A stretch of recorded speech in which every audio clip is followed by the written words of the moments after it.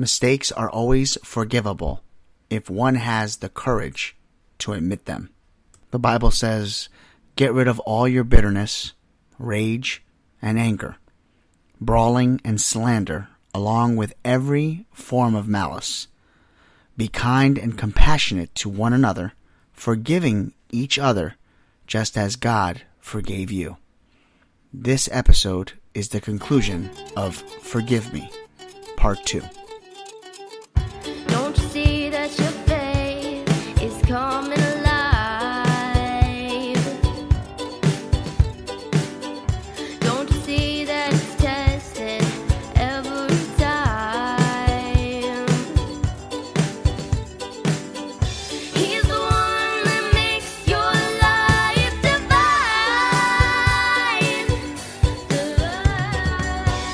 He's the one that makes you feel fine. Your faith's being tested.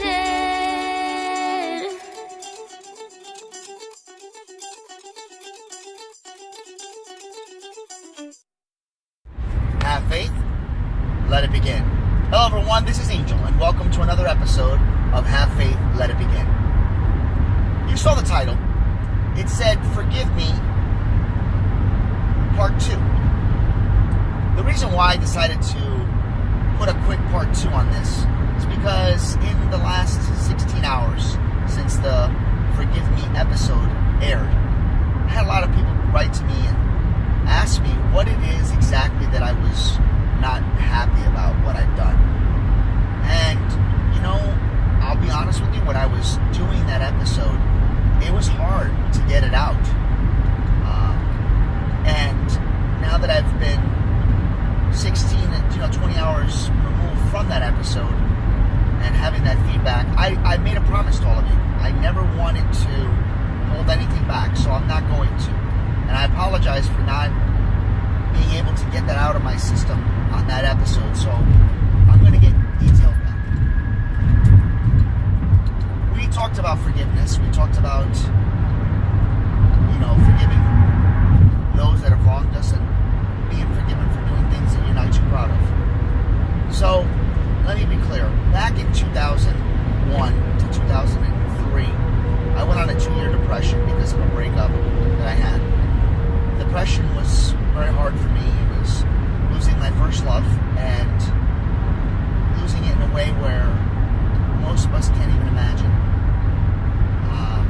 She broke my heart, and at the same time as I was dealing with that, I got an offer to transfer to, well, actually it wasn't an offer. I lost my job and they offered to extend my job, but I had to transfer. So they gave me a couple options, and I picked the one that was closest to home. So I picked Providence, Rhode Island.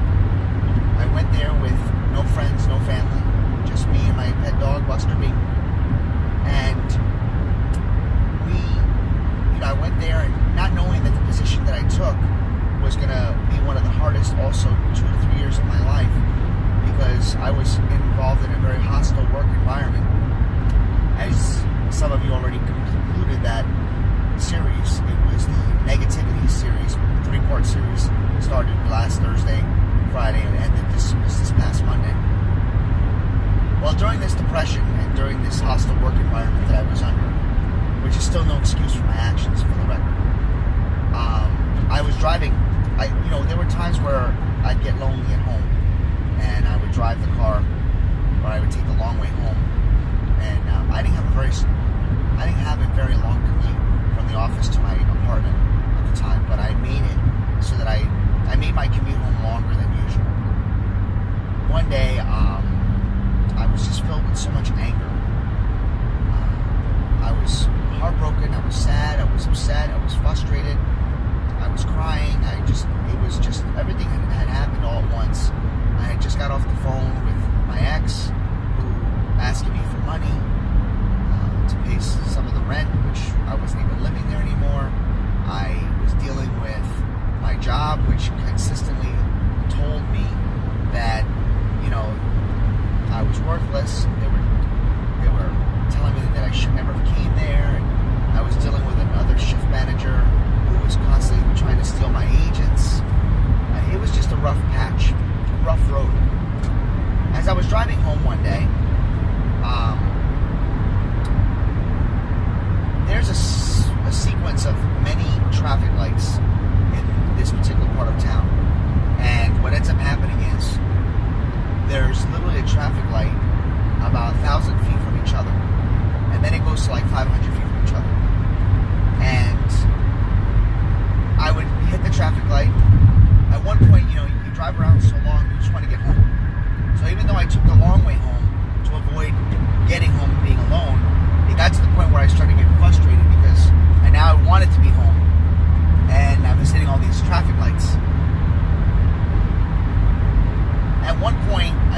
3 traffic lights away from being home. And I got stuck behind this one traffic light. And you ever get stuck at a traffic light and you're waiting and, there was a song on the radio that came on, and it was a song that reminded me of my ex. And in that moment, I just lost track of time. I lost, at that time, I lost focus. I was, I was thinking back when, of a memory, and I was like playing it in my head. And at that moment, I didn't realize that the light turned green. I was the first car at that traffic light, and all I kept hearing was the honking of a horn. And I looked up in the rearview mirror and I said, "Oh wow, I'm not paying attention." And you could tell that the guy was upset, rightly so. I wasn't paying attention. And we get to the next traffic light and it's red again, and the guy is still so upset at me from the last traffic light. He's still honking his horn. And as I looked through the rearview mirror, I don't know what came over me, but it was almost as if I wasn't seeing the person that was moving his hands in the car and, sticking his finger out, pointing at me and constantly honking the horn. He was clearly upset. I saw like if it was like my boss. I saw like if it was my ex. And without even thinking, I got out of the car. And I rushed toward the vehicle. And I proceeded to just yell, curse, point, scream, cry, you name it. Almost like a wild man. Not proud of this, folks. I'm really not. And as I was doing that, the person in the car, literally was so taken back by my actions that they were cringing, and they were kind of leaning more toward the passenger, because they were thinking, this guy's a nut. This guy could hurt me. And I literally put my head in their window. And when I saw who it was, it woke me up. It was an elderly man. It bothered me because that's not me. It wasn't me. I've always respected my elders. Here I am at 22, 23 years old, and I'm yelling at an older gentleman. Yes, there's, maybe he was honking the horn a little bit too excessively.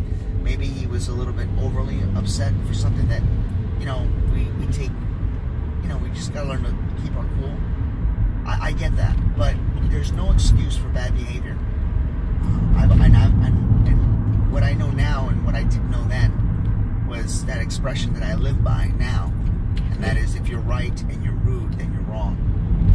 I was right that he was maybe honking the horn excessively. I was wrong for not focusing on my driving, and certainly I was wrong for getting out of the vehicle and acting immature and acting in this fit of rage. When I finally realized it was an elderly man, I just started crying, and I looked at him and I said I was sorry. And then I just got back in my car and went home. When I went home that night, I didn't like what was happening to me. I had become this sad, bitter, angry individual. And it really broke my heart. I cried myself to sleep many nights that weekend. And, some of you may think this is corny, but it's a big part of my life. And people say things about pets. There's a lot of people out there, I know my brother especially, he's like, when you have a pet dog, I used to say, he's like my son, he's like my member of the family. And my brother would always say, it's just a dog, suck it up. It's, the dogs don't, they're just pets. Well, let me tell you, if it wasn't for my pet dog, Buster B, during this time, he was a little Chihuahua, God rest his soul. He died in 2011, but If it wasn't for him, I probably wouldn't have gotten over my crying fit and my depression. Because during that weekend when I was literally crying myself to sleep every night, the dog jumped up, and we weren't that close at the time because he was the only thing I had left from the breakup. He jumped on the bed, and little chihuahua, and he jumped up on the bed, and he looked at me, and he made this noise that he never made before. You know, he was like, I'm going to do a bad impression, but he was just like, you know, and it made me look at him like, I've never heard you do that before. And it was almost as if him telling me, please don't cry. You know, I don't want to see you cry. And I stopped crying. And I looked up at him and I said, okay, I'll stop crying. I went and took him out with me and walked, and then I took him in the car and we took another ride, and we stopped at a fast food place and I gave him french fries, and I stopped crying after that. But, you know, the silver lining of this whole thing is you should never disrespect anyone. You should never take things out on other people when you're battling things, when you're going through things.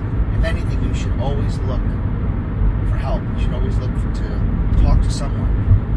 And if you have no family, if you have no friends, churches are a great place. You don't have to attend church to be welcome in the church. Every church welcomes you. I don't care what type of religion. Any religion that tells you you're not welcome unless you join is not a religion, in my opinion. Every house that is labeled a church is a welcoming place for anyone. And that's for every and any race, for any type of world that you live in, any type of lifestyle you live. We are all welcome in the house of God. And that was really what I wanted to talk to you all about. I apologize to our viewers for not sharing that story when I should have on the episode. Forgive me. But I know that it had to be said. And that's one of the things in my past that I'm not crazy about. I'm embarrassed about it. But I've learned from my mistakes, and I've learned from doing things that you're not supposed to do. And that's really where this episode ends. I didn't have a big intro for this, and I'm not going to have a big outro. All I'm going to say is respect your elders. Respect those that are around you. Respect people that are trying to help you and people that are not trying to help you. Love thy neighbor as you love yourself. That's what the good book says. And that's how we'll end it today. I hope everybody has a great week. And remind you all that we will be back on the air tomorrow at 7 a.m. for our Have Faith, Let It Begin live show. We hope that you can join us. We will be available this Friday, that's tomorrow, October 12th, 2018 at 7 a.m. for our live show. You can download us and watch us live on our Facebook like page. We will be available live via Spreaker, and the chat room will be open for any questions, comments, suggestions for titles. For Have Faith, Let It Begin. My name is Angel. Don't